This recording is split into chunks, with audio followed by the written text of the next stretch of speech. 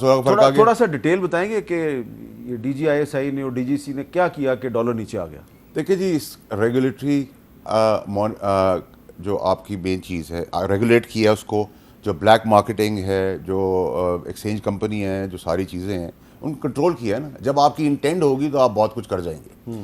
دوسری چیز جو آپ نے سوال مین کیا ہے، اس میں سب سے بڑا سیکیورٹی رسک اور کنسرن جو پاکستان کو ہے وہ ہے پاکستان کے 18 بے ایمان چور کرپٹ پولیٹیکل پارٹیز کے لیڈرز کا.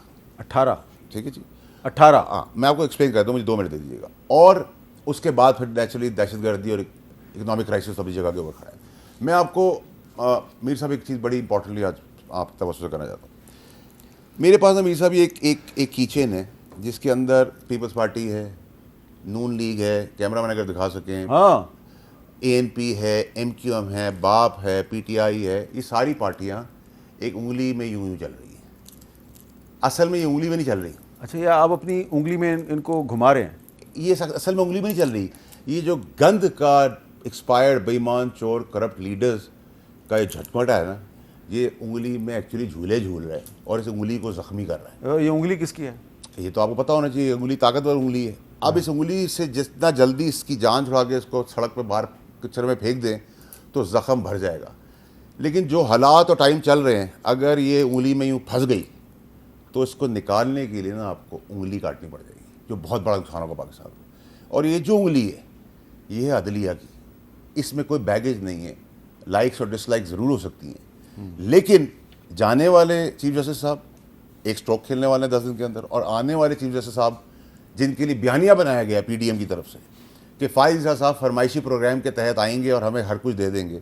تو جو ہم نے اب تک ان کی پرفارمنس دیکھی ہے فائز عیسیٰ صاحب کی، اس پرفارمنس کے تحت وہ ایک اپرائٹ آدمی ہے، آنیسٹ آدمی ہے، بلنٹ آدمی ہے، بریو آدمی ہے، اور ہاف پچ پہ قانونی جنگ کرتے ہیں.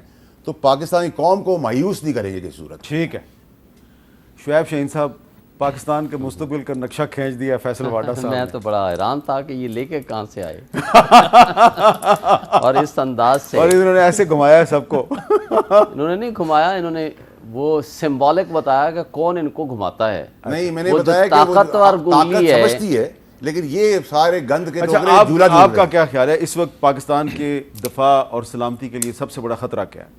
دیکھیں، کوئی بھی ملک جب تک کسی ایک آرگنائز سسٹم کے تحت نہیں چلتا، جو ہے کہ ہمارے ملک کا وہ آئین اور قانون کی بالادستی. پوری دنیا کا ایک تجربہ کر لیں، اٹھا لیں ہر ملک کی، آپ ہسٹری پڑھ لیں، بڑے بڑے آپ معیشت دان سمیت، پولیٹیشین سمیت، تھنکرز آپ مفکر بلا کے بیٹھا دیں، ایک اس کا اصول ہے کہ رول آف لا، اس کے تابع سب ہوئی ہوں گے، وہ تبھی ممکن ہوگا. آپ پاکستان کی ترقی کریں گے، آپ کسی بھی ملک کی ترقی کریں گے، کسی قوم کی ترقی کریں گے. جہاں جس ملک میں مجھے بتائیں آپ کے اوپر کسی کا، آپ کے اپنے شہریوں کا ٹرسٹ نہ ہو کہ جس کو چاہیں اٹھا لیں گے، جس عدالت میں جائیں گے وہاں سے جو طاقتور ہوگا وہ اپنا حق لے لے گا، جو لا انفورسمنٹ ایجنسیز ہوں گی وہ ناچیں گی کسی کے سامنے، جو طاقتور کہے گا اس کے مطابق اپنے آپ کو بدل دیں گی، جو پولیس ہے وہ باندی بن کے کسی کے سامنے کھڑی ہو جائے گی. تو مجھے بتائیں اس ملک میں کوئی شخص یا کوئی ادارہ یا کوئی بھی ملک آ کر کے اپنی انویسٹمنٹ کرے گا؟ کیا اس ملک کے اوپر ٹرسٹ کرے گا؟ کیا اس کے ساتھ کوئی اس طرح کی ٹریٹی کرے گا جس سے آپ کے ملک کے لوگوں کو، آپ کے ملک کو اس کا فائدہ ہوگا؟ جو بنیاد ہے آئین کی بالادستی اور قانون کی حکمرانی، اگر ہم نے اس پہ عمل درآمد چھوڑ دیا یا اس طرح مذاق جس طرح اڑایا جا رہا ہے یہ جاری رکھا، تو جو چھوٹے موٹی کارروائیاں ہیں، جو چادر چار دیواری کے پامالی ہو رہی ہے اس کو بھی روک دیتے. ٹھیک ہے. وہ جو لوگ مسنگ پرسن میں شامل ہو رہے ہیں ان کو بھی روک دیتے کہ انسان کی قیمت کے مقابلے میں کوئی اور چیز نہیں ہے. ٹھیک ہے. لوگ بھوک سے مر رہے ہیں ان کو بھی روک دیتے. اور ڈالر کا آج اگر رکا ہے تو پھر بڑھا کیسے ہے اس کی بھی تو پہلے تحقیقات کرائیں. چلیں اس کون پہ بات لوگ تھے جو اس کے اندر ملوث تھے